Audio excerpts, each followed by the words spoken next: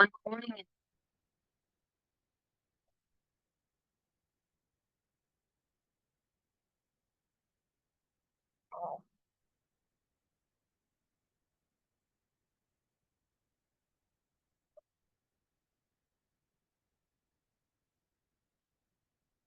Hold on, guys, we're being recorded. Mr. Stewart, can you hear us in the conference room? I can. You can? Yes, I can. Do you hear It's not me? coming through our system here, and I don't know We why. can hear you barely through but that's not your fault. It should be coming through our system, but it's not. Okay. But having we a- can hear in there. We're having a slight technical difficulty here, Okay. As long as we can hear. but we can hear him here. All right. Is there anybody else you can worry about? We have a Grace Espino Salcedo online. I'm not sure who that is, Okay. but Well, then I'm gonna. Good morning, ladies and gentlemen. I hereby call to order the regularly scheduled meeting for the RCHCA, that's Riverside County Habitat Conservation Agency to order. We're going to start today's meeting as we always do with the Pledge of Allegiance. Would you all please rise and join me in pledging allegiance to the greatest flag on God's green earth? Right hand over your heart. Ready to begin. I pledge allegiance to the flag of the United States of America and to the republic for which it stands one nation under God, indivisible, with liberty and justice for all. Thank you for that. We're going to take our seats. And Janice, if you would please call the roll. absolutely. When I call your jurisdiction, please state your name. City of Corona. Hemet, Carol Kendrick. Lake Elsinore, Steve Manos. Menifee, Moreno Valley, Murrieta, Paris, Michael Vargas. Riverside, Temecula, James Stewart. Wildemar, Morabito Joseph. County of Riverside. That concludes roll call and we have forums. Thank you very much. That takes us to item number 4 on our agenda. That's public comments. At this time, members of the public can address the board regarding any items within the subject matter jurisdiction of the board that are not separately listed on the agenda. Members of the public will have an opportunity to speak on agendized items at this time as forecalled in the discussion. No action may be taken on items not listed on the agenda unless authorized by law, and whenever possible, lengthy testimony should be presented to the board in writing, and only pertinent points should be presented orally. Janice, do we have any requests to speak No by the public? requests. This takes us to item number 5, our consent and policy calendar. All items under the consent calendar are considered to be routine and may be enacted by one motion. Prior to the motion to consider any action by the board, any public comments on any of the items in the consent calendar shall be considered. If a member of the board requests to speak, requests that a specific item be pulled for discussion from the consent calendar, we will have that discussion and then vote on the consent calendar as a whole to avoid multiple votes. Let's see, we've got Janice, do we have any members of the public that wish to comment on the consent calendar? I have no requests. Okay, do we have any members of the board have any questions regarding the items? Hearing none, we got items A through H on the agenda for consideration. Can I get that motion? Got Vice Chair Vargas with the motion. Wildemar will second. Got Commissioner Morabito with the second. Right? Any discussion of the motion? We have one person participating remotely, so this will be a roll call vote. Janice, would you hold that roll call vote? City of Corona. Hemet, Yes. Lake Elsinore, Aye. Menifee, Moreno Valley, Murrieta, Paris, Yes. Riverside, Yes. Temecula, Yes. Wildemar, Yes. County. That concludes roll call vote for these items and it passes unanimously. Thank you. That takes us to item number 6, reports and discussions. Members of the public will have an opportunity to speak on agendized item. At the time the item is called for discussion, we'll start with item 6A, election of leadership for calendar year 2025. This is a presentation which will be handled by our staff, Rihanna Fisher, regarding that leadership selection. You got the floor. Sure. So under RCHCA's policy 004, the election of next calendar year's chair and vice chair must take place at the last scheduled meeting of the year. Therefore, the board of directors shall entertain nominations for these positions, and candidates receiving the majority vote will assume the roles at the first meeting in 2025 in February. So board member Michael Vargas was acting in the capacity of vice chair in the past year. In accordance with board policy, he will become chair in 2025 if you express interest in doing so. The board is also requested to nominate and elect chair and vice chair to assume office in 2025. And again, the candidates receiving the majority vote will become the new chair and vice chair. So time we are asking to nominate and elect the chair and vice chair. Okay, very good. So we're gonna open the floor to nominations for vice chair. And then we'll take a vote as per policy on both the chair and vice chair after the nominations are opened and then decided. We did. Anyone like to volunteer? I'm happy to do that if there's not somebody else that's in line that. There are no lines Okay. on this board. Doesn't look like there's a bunch of There, people jumping up and there's, down. Right. there are no lines. All right, so we got a nomination for Joseph Morbido. Are there any other nominations? Hearing none, I'm gonna close the nomination, the call for nominations, and we have under consideration only two candidates, one for chair, one for vice chair. So we'll just go ahead and take a roll call vote as a yes or a no on both candidates. Janice? City of Corona, Hemet, Yes. Lake Elsinore, Yes. Menifee, Moreno Valley, Murrieta, Paris, Yes. Riverside, Yes and yes. Temecula, Yes. Wildemar, Yes. and County of Riverside. That concludes the roll call vote for that item, and it passes unanimously. Congratulations to the both of you. I have a comment, Mr. Chair. Sure. So yes, obviously I would, let's take this obligation freely and without any reservation and all that other stuff, but I do have a new member on my council, and I do my appointments for committees next year. The plan is for me to resume my departing councilwoman spot in the WRCOG, and I'll be freeing this position up to my new person. But that's not a guarantee. The mayor nominates and council ratifies, so I can't say it's a done deal until it is officially done. So I will know at my first meeting, which is sometime in January. I can't remember the date. But once I get that, I will shoot you an email, I guess. Yep. And then let you know, and then I guess our vice chair will automatically Okay. Now become the chair, and then you'll have to re-vote another vice chair again. That's why God invented vice chairs. So I right. just want to let you guys know ahead Thank of you. time, what's going on. Very good, thank you. Yeah. Appreciate that update. No other comments? All right, we're gonna move on to item B, status update. This is 6.6 B. It's an update by RCHCA's Brian Schomer regarding SKR recovery efforts. Thank you, Chairman Monis, and let me just apologize beforehand. I'm a little under the weather. If I cough or whatnot, I apologize. So as most of you know, the last 3 years, the RCHCA has formed kind of a project team to form the basis of the recovery of the Stevens kangaroo rat. And a lot of that has to do with the range-wide monitoring. We developed a protocol. We now have implemented it for the last 3 years. 3 years was kind of an important milestone. It is the first time we can kind of start seeing a trend line forming. It will even out the fluctuations from year to year. Rodent populations are quite a dynamic. 1 year you get a large amount of rain, populations crash because of the overgrowth of vegetation, then it can rebound and fluctuate quite a bit. Overall, the message appears to be really great. We're starting to see the numbers stabilize around 43% occupancy. And so that's 43% of the areas where we think they are, we find them. And not saying the other 57% doesn't have kangaroo rats. It's just we haven't found them. We don't trap enough to find them. But anyway, across the range from Western Riverside County to Northern San Diego County, it's about 43% average occupancy. And we'll get into those numbers in the next 2 slides a little bit on a finer scale.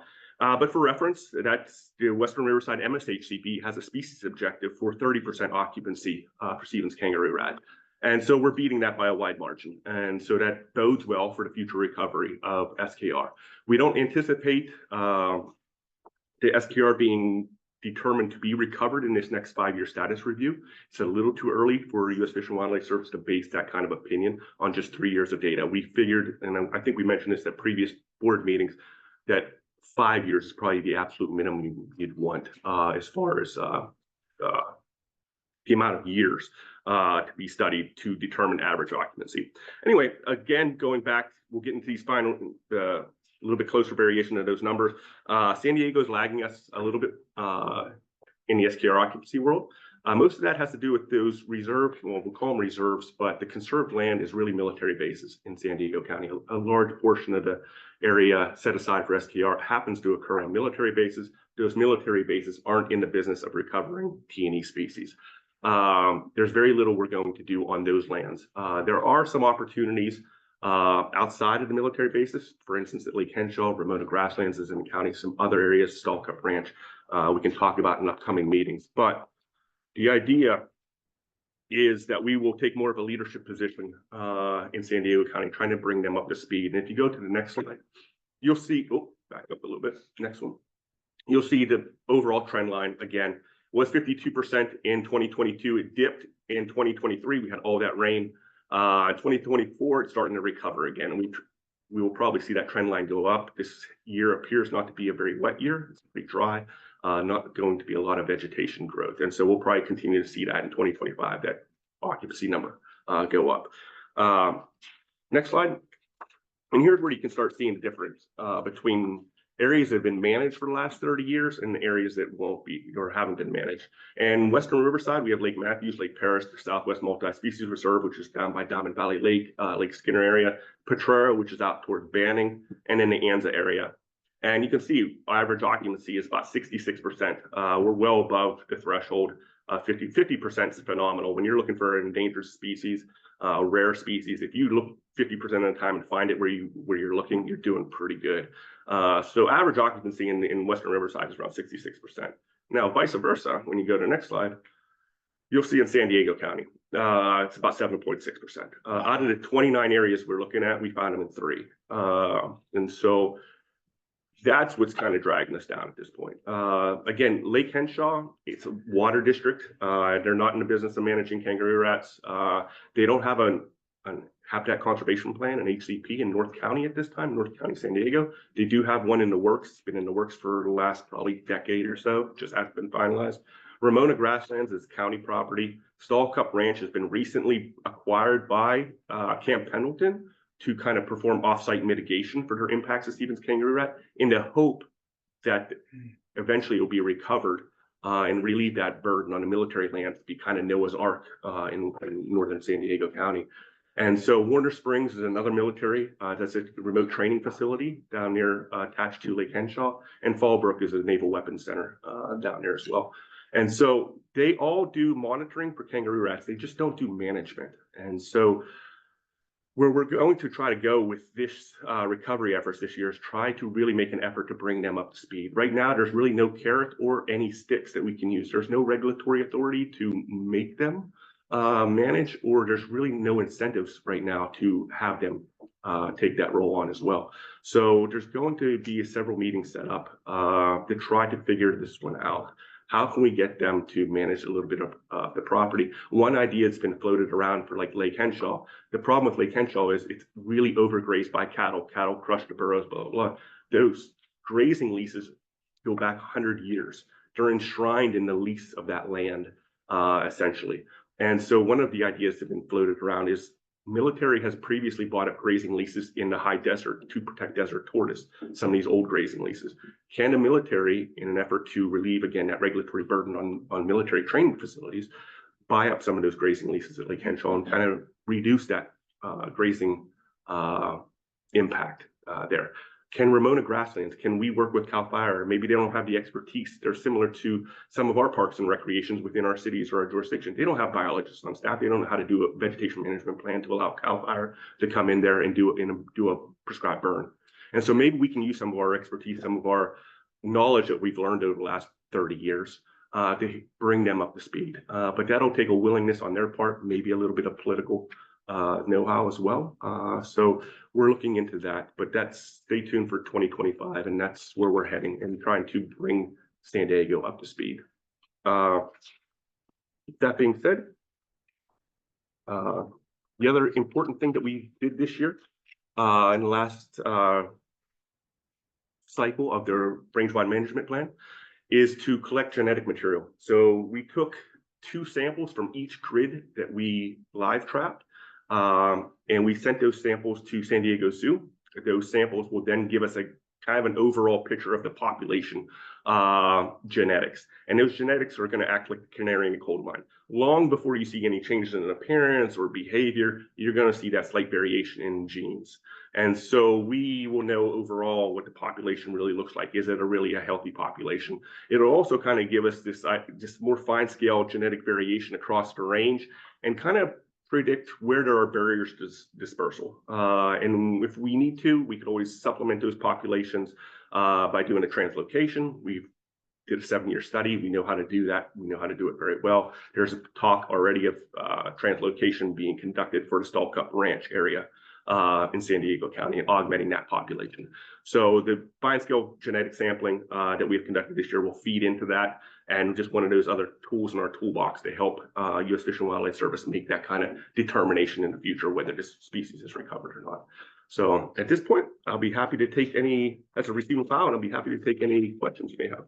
Okay, this time we're going to take comments from the public. Madam Clerk Leonard, do we have any questions from the public? No requests. No requests for public comments. Do we have any board members with questions or comments? I wrote down a couple things I'm just curious about. Sure. So when we mentioned, and also I'm going backwards order, so translocation. So I'm thinking like if they would stock a lake with fish, or is it not? Do you actually take them from an area, or are they actually like bred in captivity and then introduced? We take them from an area that see a development going in. We go in there, we grab them, we pull them out. Our translocation plan that we've developed with the San Diego Zoo was basically a 7-year project, and it moves the entire colony. Artificial burrows are put in. They're then kind of protected until they kind of settle down, which happens in a couple months, and then we release them. It doesn't take a whole lot of genetic material, let's say a few of them, to augment a population, to inject that new genetic material into that population. So you're not moving hundreds or thousands, you're moving 30 into it. And so yes, we usually take them from a development area or in impacted areas. Sometimes you go to, say, a campground and they're running around, we can move them out of there because it's not conserved or something like that. It's interesting. Yeah, I remember as a kid hearing about if you released your hamsters, how many could happen within a year. Exactly. So then I think I got the answer for this, but the San Diego area, the lower numbers is why are they so low? Is it not actually naturally their habitat? Or? It is their habitat. The reason it's so low is because there's not management specifically for kangaroo rats. The hotels are more expensive. We at Western Riverside have put together a reserve system for kangaroo rats. There's 8 reserves for kangaroo rats, and each one of those has an endowment funding for management and a reserve manager and a plan for management of kangaroo rats. Northern San Diego County does not have any of that. They don't have an HCP to requires any kind of management or any kind of species objectives. So it's kind of where we were probably in the early 90s, where there was just no incentive to manage, and nobody really does anything and spends money unless they're required to, in a sense. There's other more important maybe things to spend money on at that point. The other thing is, it's a lot of that conserved land is military bases. Again, military has a big enough job to train the soldiers and whatnot. They shouldn't have to basically conserve and manage for kangaroo rats. I understand that perfectly. Are they going to be required in some part of that puzzle fit into the puzzle? Yes, they will be required to have, mitigation for their impacts and stuff like that. But the important areas, the big areas that we can have an influence on, are those areas outside the military bases. And so those areas, why they aren't is because there's really no requirement to do so. They're different. Like this irrigation manages that land for water. The reason they have cattle on it is simply because those grazing leases are 100 years old. They would prefer the cattle grazing go away, and they just manage it for water. but they have no way to get them off of there. Like I said, talking to them, it's almost ingrained in the right of the land, similar to like water rights up in the Central Valley. If you're close to that and you have your well in there for the last 200 years, you have a right to have a right. Similar to that.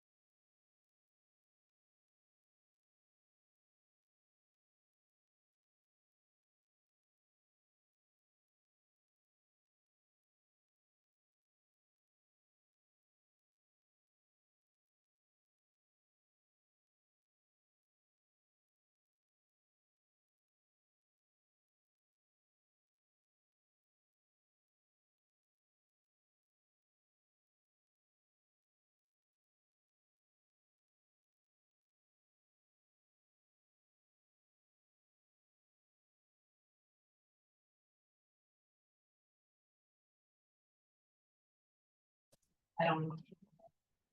Can you hear us online now?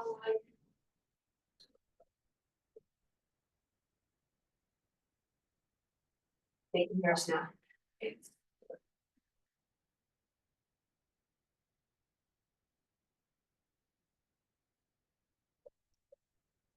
you hear us okay?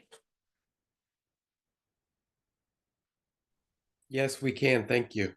Thank you so much. Yes, slide, please. So for the alternatives that were considered and the design options. Um, we did look at various scenarios and with consideration of those factors I just mentioned, the reserves, local community. And these three build alternatives shown on the screen, one going over Lake Matthews, two going beneath. Were carried forward and evaluated in the draft environmental document. Since circulation of that environmental document and consideration of comments, as well as the impacts related to a variety of components impacted biological resources, cultural resources, community impacts, air quality, water quality. All of these were considered, and the preferred alternative identified for the project as alternative one, which is that yellow alignment on the east and west sides, and it turns red in the middle. So that generally follows the existing Calico Road alignment. An additional lane in each way for a total of 4 lanes is proposed as part of the project. Where it meets the east and west ends, that's where it expands 6 lanes to meet the existing profiles at either end. The project also is proposing drainage improvements, raising the roadbed slightly to accommodate a number of wildlife crossings, approximately 73 throughout, consistent with Western Riverside M6 requirements. And then also taking out or bypassing some of the major curves, thereby enhancing safety for those areas and adding road convenience. Next slide, please. So this is where we are at right now. We are currently preparing the final EIS section 4F. As mentioned previously, in development of the draft environmental document EIR, which included section 4F analysis of this reserve and other 4F properties. That was circulated December 2021 through March 2022. And then working back prior to that, obviously a number of technical studies and analyses were conducted in support of the information included in the draft environmental document. And in preparing those, we coordinated with participating cooperating agencies as part of the efficiency and environmental review requirement for preparing EISs. Thus, these participating agencies were afforded early review of these technical studies before they were finalized. So we received their input, Fish and Wildlife Service, RCA, and other agencies, they provided their input. And so we were able to incorporate that before that was finalized. And equally for the draft environmental document, they were afforded early reviews with that as well. So their input was incorporated before the environmental document was circulated. And then moving backwards a little bit, there's been abundant outreach and engagement with the resource agencies, with the public, with environmental stakeholders, Sierra Club, Center for Biological Diversity. And all of this input has been gleaned and considered and included and aided in development of those project alternatives and design features. And then of course, working back 2011 when it all started, project study and most preparation for the environmental document. So moving forward, we are again in the final development of the environmental document, which includes closing out consultation for section 4F. And that brings us here today. Next slide, please. So as Brian already provided a great overview, Federal Highway Administration cannot approve a project that is using land from a property that qualifies for Section 4F, such as Lake Matthews and Stone Mountain Coral Reserve. It is a wildlife refuge and thus is required to be analyzed in accordance with Section 4F. So use occurs when the land is currently incorporated into the transportation facility or a temporary occupancy, such as temporary construction easements and use of the property in that manner. And then the constructive use, which is if the adjacent uses or if the adjacent project results in use of the property indirectly that's extreme and causes impacts to the protected properties of that property. Next slide, please.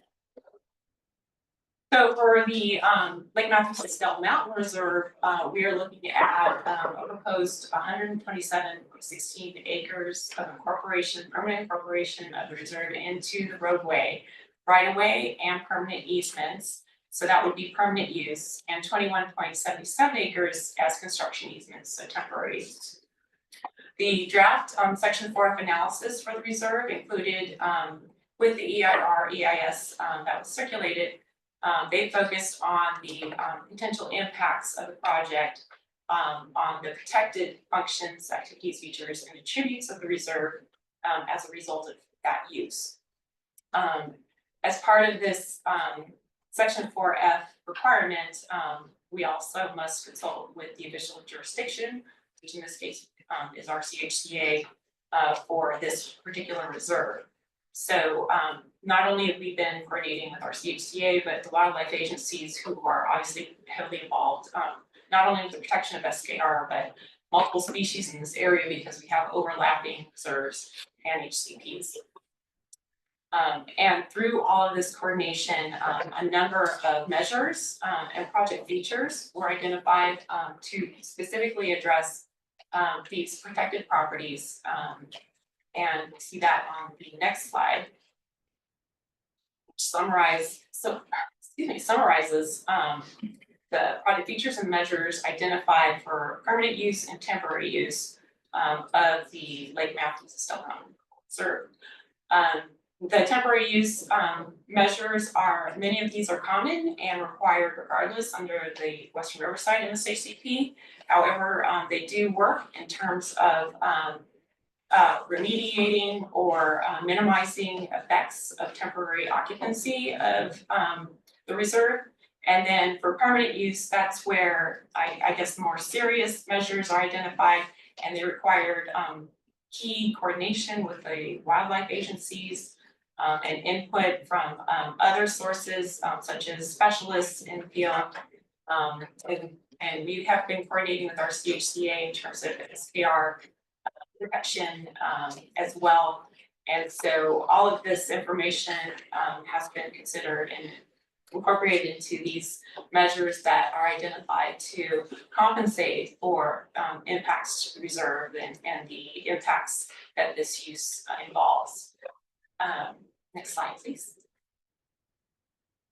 So in comparing the impacts of use of the project to the specific functions, activities, features, and attributes of the reserve, this table just kind of provides us an overview and summary. The analysis included in the full Section 4F analysis that was included along with the EIS provides much more information, but this is just kind of a snapshot of what was analyzed and the results of that. So, for example, providing SKR habitat, that's obviously a very important and probably the key function of the reserve. Protecting SKR, another key function, as well as an activity. And then species habitat security and monitoring, vegetation landscape maintenance, suitable SKR habitat, protective barriers. These are all important activities, features, and attributes of the reserve. So our analysis broke down the impacts to each of these components and assessed what the overall, remaining impact would be factoring in of design features and measures, to address them. Next slide, please. Thus, a de minimis impact, finding, de minimis impact findings, it's obviously there's an impact, that's clear. However, in order to be a de minimis impact, there has to be adequate measures to prove that they minimize harm and compensate for these impacts. So, 5 properties that were analyzed for the project, including the reserve, we did identify a de minimis use impact from that. 2 others, we did identify more substantial impacts that required additional evaluation. And then specifically for wildlife refuges such as the reserve, a de minimis impact is one we use, including any measures to minimize harm, will not adversely affect the activities, features, trees of the property that we went through previously. So specifically for this reserve, the project measures that I described previously and that are fully described in the analysis included with the environmental document have been identified to avoid, minimize, rectify, and compensate for the permanent and temporary use. Project features will include wildlife crossings, fencing, roadbed removal areas, and these would all benefit the functions, activities, features, and attributes of the reserve.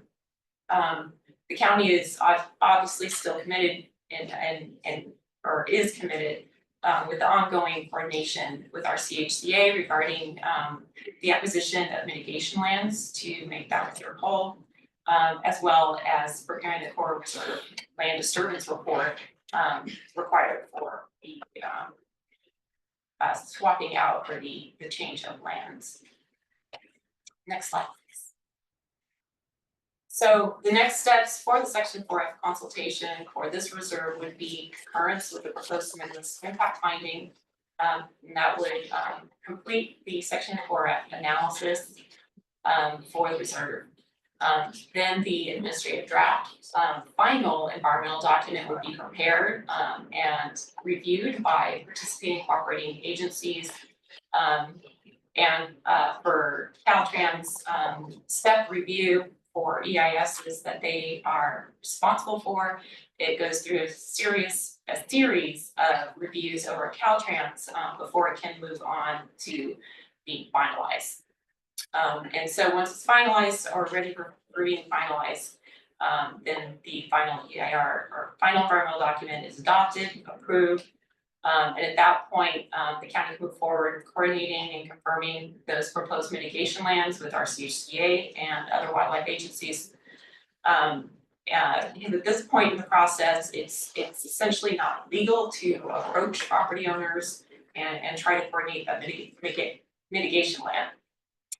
And then the core reserve land disturbance report would be prepared for RCHCA approval, and then that transfer of replacement lands between county and RCHCA occur. Next slide, please.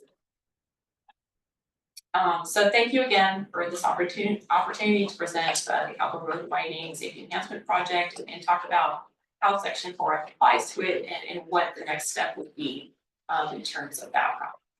Thank you. If anyone has any questions. We're gonna take comments unless you have anything further to add to the report. No, okay. We'll take comments from members of the public first, and then we'll take board member comments and questions. I have no requests or no comments. No questions or comments from the public, agency members. I just have one quick one. You mentioned 112 acres. What percentage of the entire preserve is 112 acres? It's less than 1% because the entire reserve is it's over 11,000. Okay, so it's small. And then I had a question, maybe I missed it, of the options that were analyzed, which direction, as direction made in terms of which construction they're shooting for, or? Yes, preferred alternative, and that went through a whole screening process, is build alternative 1, that was the direct route. Okay, yes. Anything else? Nothing else. Okay, well, yes, sir. You got a question? Yes. Okay. Yeah, go ahead. I just want to say also that the RCHCA and Katura and Ryan and the project proponents themselves have done a tremendous amount of coordination together. A lot of our questions were satisfied, and a lot of mitigation measures were satisfied. And so staff is recommending to authorize the RCHCA chair to sign the 4F de minimis letter, which represents concurrence with Caltrans and the County of Riverside's de minimis findings for the Cahaba Road widening project.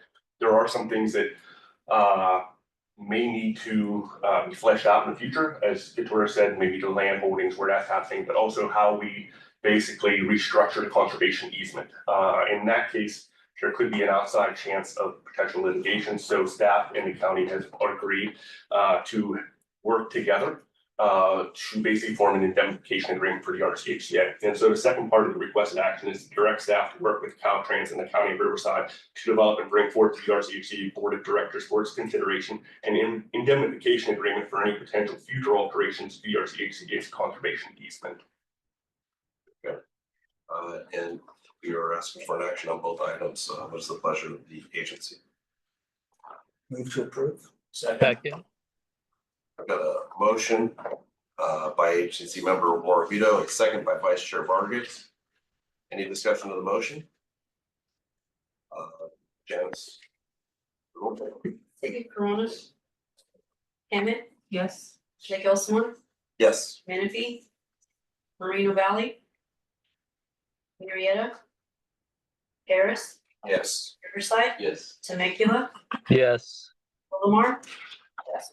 And County of Riverside. That concludes roll call over that item, and it passes unanimously. Thank you very much. This moves us on to item 6.D, which is an update by RCHCA's Colin Stratz regarding the SKR reserve management and monitoring efforts. Mr. Stratz, you have the floor. Thank you. Good afternoon. Thank you all for being here today.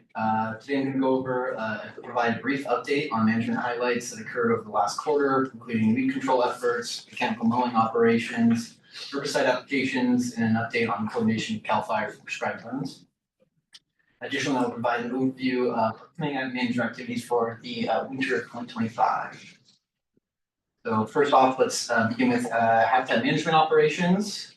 With a drop in temperatures and slightly cooler weather finally upon us, our team has shifted gears to focus operations on removing woody invasive plants and preparing for the upcoming rain and vegetation management season.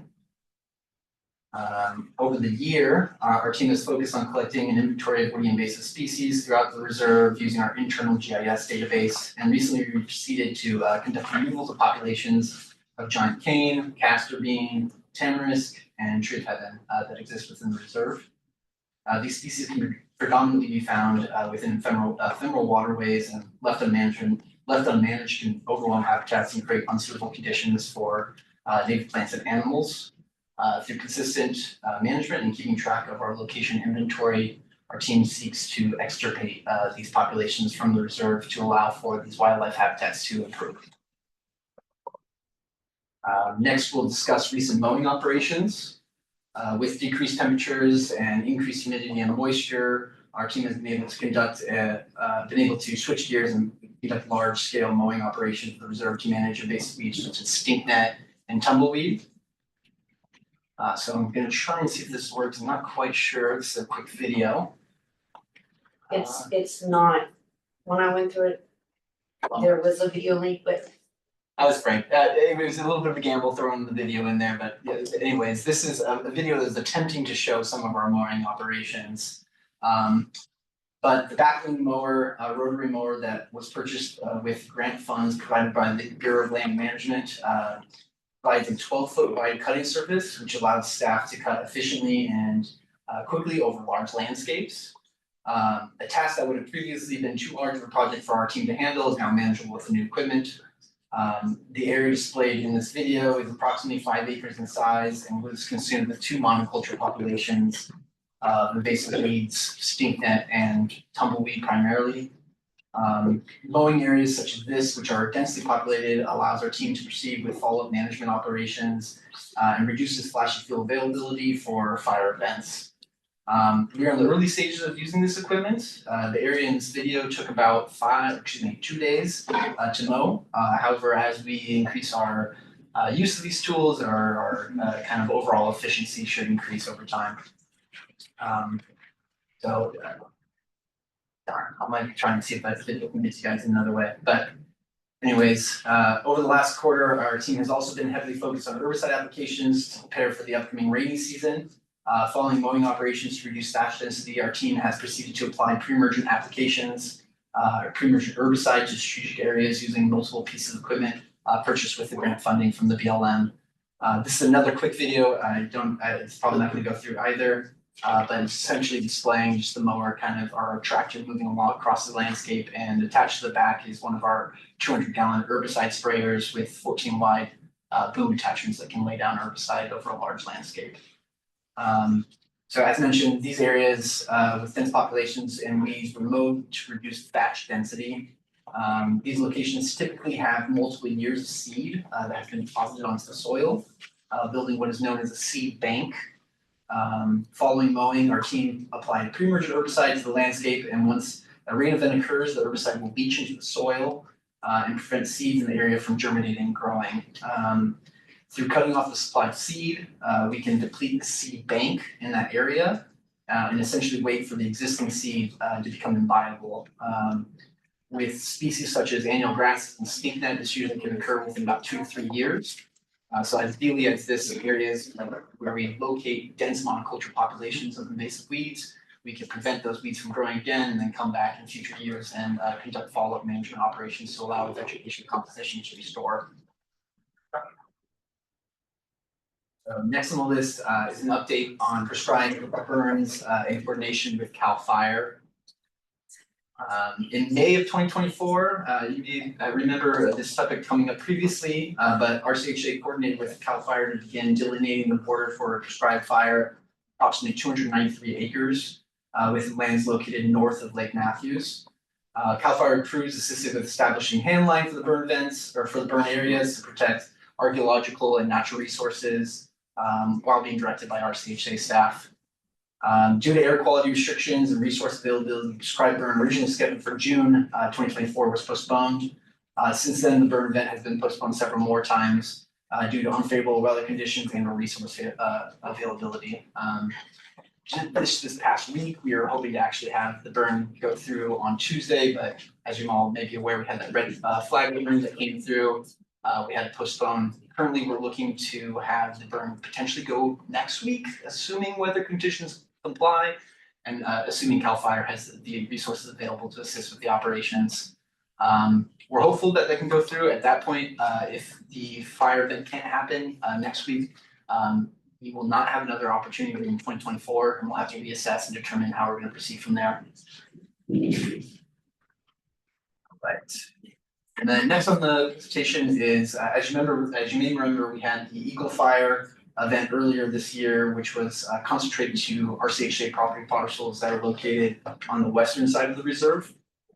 The areas most impacted by fire, are unfortunate locations where dozer activity occurred to remove and resulted in removing of existing shrubs, root systems, and topsoil.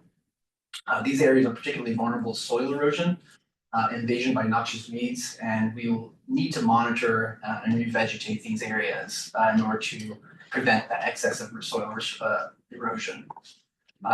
In the meantime, sort of a band-aid measure to help the areas, our team has begun installing straw erosion wattles along steep slopes to capture, redirect, and slow water movement in the areas to prevent erosion channels from developing. This is just a temporary solution to the impending rain season, and our team's plans to monitor these areas for regrowth as well as conduct follow-up vegetation management to control any invasive species. And we hope to do seeding and seed broadcasting in these areas in the near future to allow for new plants to establish, root systems to go down, and ideally to solidify those soils so that we can't have massive erosion channels forming on our reserve. And then lastly, as we're looking forward to our upcoming activities for 2025, we're planning to continue our mowing and pre-emergent applications, or our mowing operations and pre-emergent applications for noxious weeds. We will be conducting mowing of grassland habitats to prepare lands for some of our grassland restoration projects. We'll be conducting some monocot specific herbicide applications, which are essentially herbicides that are only effective on grasses. So we can apply those over large landscapes without affecting other species. We'll also be conducting broadleaf herbicide treatments to just control noxious weeds throughout the reserve, such as stinknet, thistle, and others. We'll be performing our rare plant enhancement polygon monitoring and maintenance. We have established earlier this year approximately 6 rare plant monitoring locations where we've recorded or we have previous location data for rare plants that exist within the reserve. And then this upcoming winter, we're going to be starting our vegetation management within those areas, as well as monitoring to determine if we have populations of those rare plants existing within those plots. And then our burrowing owl camera monitoring maintenance. Currently, we've installed about 6 burrowing owl monitoring cameras, and we're going to be installing another 4 soon on the north side of the lake to monitor our populations that exist on the reserve, determine whether we have any overwintering activity, and then as well as determine next steps for habitat enhancement for that species. So in conclusion, again, I just wanted to thank you all for being present and the opportunity to present to you. And at this time, I can answer any questions. And this is a receive and file item. Any questions from the public?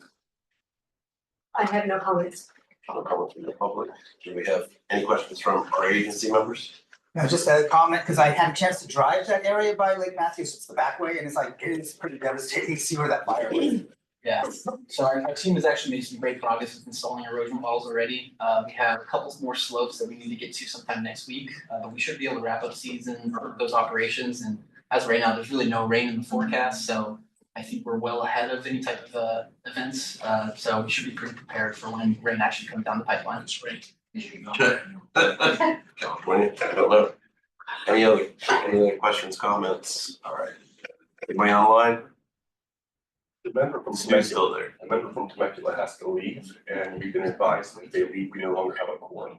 Okay, So the meeting, we can adjourn the meeting early if you'd like. or- Well, I'd like to defer to legal counsel. So we're losing a member of the board and we're gonna lose quorum. That's what's going on right now? That's. Okay, just wanna make sure, there's 2 questions going on. Okay, so once we lose quorum, the meeting has to adjourn. Okay, but that's one issue. The second issue is with the county holds 54% of the vote. Yeah, And without the county here, even voting on these items, they correct. still pass. They would not be able to pass based off your current JPA. We didn't have quorum to begin with. Correct. well, you don't have 50%. You have quorum to hold the meeting, but in order to do the JPA amendment, you're gonna need 50% of the board voting power. We don't have, Or even for the previous item that we voted on. We'll have That means we'll have to it's take it not back up. Yeah, Right. we need to take that For the back. previous item, no, those will still pass. It's because this is an amendment with the JPA. Yeah, okay, normal business can pass in the quorum, but the JPA, you can't.